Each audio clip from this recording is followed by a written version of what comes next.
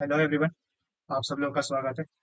तो हमने हमारी लास्ट क्लास में integral surface passing through a curve के बारे में बात करी थी।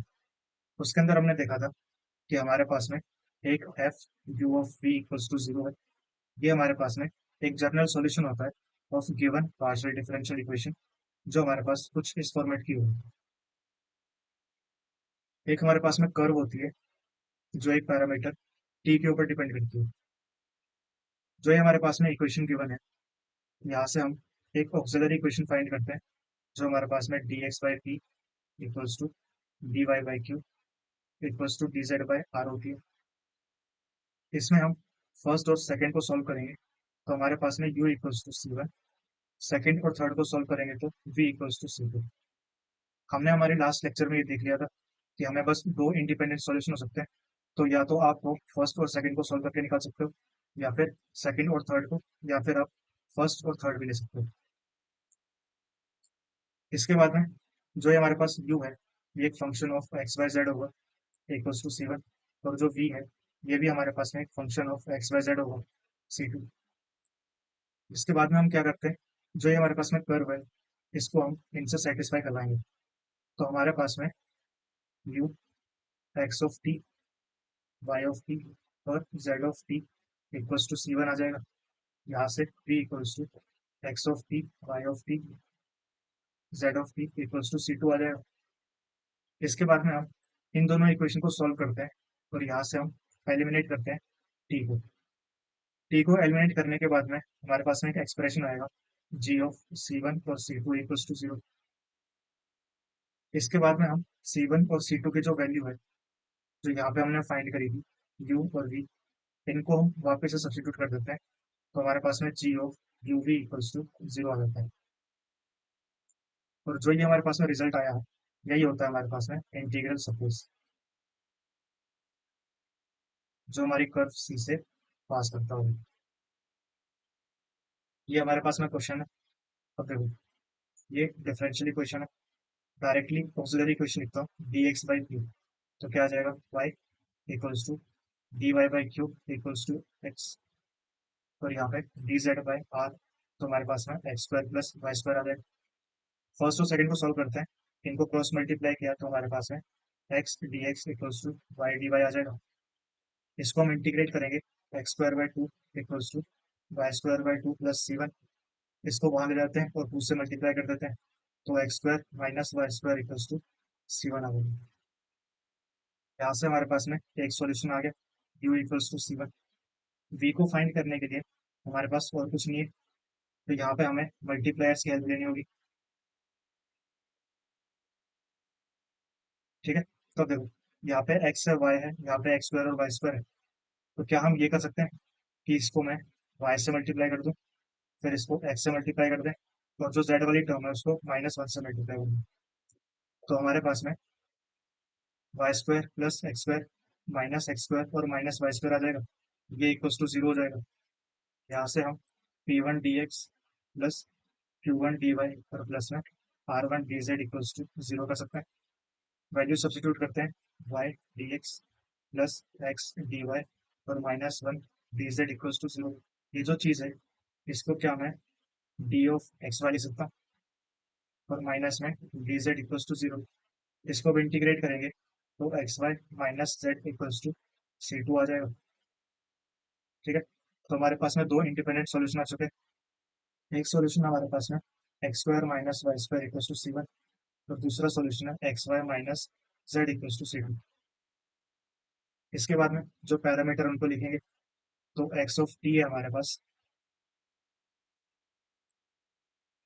One minus T, y of T है वन प्लस टी, और जो जेड है वो है हमारे पास में वन प्लस टी स्क्वायर। इनको हम सब्सटीट्यूट करेंगे तो हमारे पास में वन माइनस टी का square minus one plus t का square equals to c one आ जाएगा। A square minus b square लगाते हैं, तो यहाँ पे हमारे पास में minus four t equals to c one. यहाँ से टी की वैल्यू आ गई minus c one by four. यहाँ पे वैल्यू सब्सटीट्यूट करते हैं, तो one minus t square minus में one minus t square equals to c two. One और minus one cancel, minus two t square equals to c two आ जाएगा। यहाँ से वैल्यू सब्सिट्यूट कर दें तो हमारे पास है -2 C1 का square upon 16 equals to C2 आ जाएगा। इसको C1 का स्क्वायर +8 C2 इक्वल्स टू 0 ले सकते हैं। इसके बाद में हम वापस से C1 और C2 की जो वैल्यू है उसको सब्सिट्यूट कर देंगे। C1 हमारे पास में x square minus y square का स्क्वायर है +8 into x y minus z equals to 0। ये हमारे पास में इंटीग्रल सरफेस आ गई। लेकिन जो ये मेथड है बहुत ज़्यादा लॉन्ग मेथड है।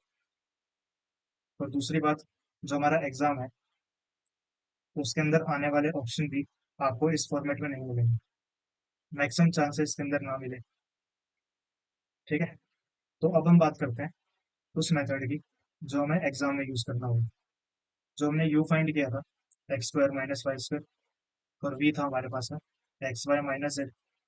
ठीक है, हमने एक चीज देखी थी कि जो हमारे पास में सॉल्यूशन है वो five of u v equals to 0, या फिर u equals to five of v, या फिर v equals to five of u. इनमें से किसी भी टाइप का हो सकता है। ठीक है, तो अब देखो हमें इन दोनों में से कोई एक फॉर्म चाहिए सॉल्व करने के लिए। यहाँ तक का प्रोसीजर सेम है कि आपको यू और वी फाइंड करना होगा। उसके बाद में हमारे पास में चेंजेस आते हैं। ठीक है, कि मैं u equals to five of v, या फिर five of u equals to v. अब इन दोनों में से हम कौन सा सॉल्व करें, हमें इसके अंदर डाउट आ सकता है। ठीक है, तो इनको आप सॉल्व करके देखना। आपको एक दो स्टेप के बाद अपने आप ये चीज समझ में आ जाएगी कि कौन से वाला डिफिकल्ट पड़ रहा है और कौन से वाला इजी पड़ रहा है। चलो अब इसको देखते हैं। सबसे पहले हम u equals to five of v लेके चलते हैं। तो x square minus y square equals to five of x y minus z आ जाएगा। यहाँ पे हमारे पास में five of x square minus y square equals to x y minus z. ठीक है, इसके बाद देखो, जो हमारे पास में पैरामीटर थे उनसे सब्स्टिट्यूट करें। तो एक्स हमारे पास में था 1 - टी, वाई हमारे पास में 1 + टी था, और जो जेड था वो 1 + टी स्क्वायर। इनको सब्स्टिट्यूट करते हैं तो यहाँ पे हमारे पास में -4t equals to five of -2 t square आ जाएगा। यहाँ पे सॉल्व करेंगे तो five of -4t equals to -2 t square. तो अब देखो हमें क्या करना है, हमें फाइव की वैल्यू चाहिए। ठीक है, हमें कुछ भी सॉल्व करके इसको फाइव ऑफ एक फंक्शन निकालना होगा यहाँ पे हमारे पास में कुछ आ जाए, ताकि हम इसकी वैल्यू को सब्स्टिट्यूट कर देंगे और डायरेक्टली हमारे पास में चीजें एलिमिनेट हो जाएंगी। ठीक है, अब देखो यहाँ पे हमारे पास में -4t equals to five of -2 t square दिए। ठीक है, इसको भी क्या करें, क्या मैं -2 टी स्क्वायर को एक ए सब्स्टिट्यूट कर सकता हूँ। तो यहाँ से हमारे पास में t square equals to -a/2 आ जाएगा। यहाँ से हमारे पास में टी की ये वैल्यू आ रही है। और जो दूसरा एक्सप्रेशन था five of -4t equals to -2 t square, यहाँ पे भी अगर मैं यही चीज करूँ तो -4t को इक्वल्स टू ए ले ले, तो t इक्वल्स टू -a/4 आ गया। ठीक है, ये चीज हम कर सकते हैं। तो यहाँ पे मेरे पास में क्या आ जाएगा, five of a equals to -2 into -a/4 का स्क्वायर। इसको स्क्वायर कर देंगे तो हमारे पास में -2 a² / 16, ये हमारे पास में -a² / 8 आ गया। ये हमारे पास में फाइव ऑफ ए की वैल्यू आ गई। आप यहाँ पे देख रहे हो, यहाँ पे चीजें थोड़ी सी कॉम्प्लिकेट हो गई ना, कि यहाँ पे अंडर रूट में आ रहा है। आंसर हमारे पास यहाँ से भी यही आएगा, लेकिन ये थोड़ा सा डिफिकल्ट पड़ रहा है सॉल्व करने के लिए, तो हम इस वाले को लेकर चलेंगे। ठीक है, आपको भी एग्जाम में इस तरीके से चीजें समझ में आ जाएंगी। तो अब देखो हमारे पास में five A equals to -a² / 8 आया। ठीक है, जो हमने सॉल्यूशन अज्यूम किया था वो क्या था, ये था five of x square minus y square equals to x y minus z. ठीक है, अब देखो फाइव ऑफ ए कितना फाइंड किया हमने, -a² / 8। तो five of x square minus y square कितना आ जाएगा, -(x²-y²) डिवाइड बाई 8, और इसका square equals to x y minus z. इसको हम 8 से मल्टीप्लाई कर देते हैं और इसको यहाँ पे ले आते हैं, (x²-y² का स्क्वायर प्लस में 8 into x y minus z equals to 0। तो ये वो मेथड है जिससे हम एग्जाम में सॉल्व करेंगे, क्योंकि ये हमारे लिए बहुत ज़्यादा इजी है और ये हमें आना चाहिए, इसका कोई ऑल्टरनेटिव नहीं। ये चीज़ हमारे आगे भी काम आएगी। ठीक है, ये हमारे पास में क्वेश्चन है। अब देखो, सबसे पहले ऑक्सिलरी इक्वेशन लिखेंगे, d x by x equals to d y by one equals to d z by. इनको सॉल्व करते हैं, ये हमारे पास इजी है, कितना आ जाएगा, y minus z equals to c one. इन दोनों को सॉल्व करते हैं, तो l n x minus y equals to c two आ जाएगा। दो इंडिपेंडेंट सॉल्यूशन आ गए, तो हमारे पास में आंसर की पॉसिबिलिटी क्या बनती है कि या तो l n x minus y equals to five of y minus z आ जाएगा, या फिर five of l n x minus y equals to y minus z. हमारे पास में एक कंडीशन गिवन है, u of x zero equals to हमारे पास में टू लॉग एक्स है। इस कंडीशन का यूज करते हैं, तो यहाँ पे हमारे पास में आएगा l n x minus zero equals to five of zero minus two log x. यहाँ पे लॉग लिखो या फिर एल एन लिखो, दोनों एक ही बात है। तो हमारे पास में l n x equals to five of minus two log x आ रहे, और यहाँ पे देखो, यहाँ पे five of l n x equals to minus में टू लॉग एक्स आएगा, या फिर हम ऐसे लिख सकते हैं l n x equals to minus two l n x. तो अब देखो, इसको कंपेयर करना इजी है या फिर इसको कंपेयर करना इजी है, ये हमें इजी दिख रहा है। यहाँ पे एल एन एक्स की जगह मैं ए सब्सटीट्यूट कर दूँ, तो हमारे पास फंक्शन क्या आ रहा है, टू ए आ रहा है माइनस साइन के साथ में। तो यहाँ से अब हम डायरेक्टली आंसर लिख सकते हैं, तो हमारे पास में आ जाएगा l n x minus y, और इसको माइनस टू से मल्टीप्लाई कर दो equals to y minus z. ठीक है, जेड निकाल देते हैं, y plus two l n x minus y आ जाएगा। अब देखो, क्वेश्चन में हमारे पास में यू था जेड की जगह, तो हम जेड की जगह यू लिखते हैं, तो u of x y equals to y plus two l n x minus y आ गया।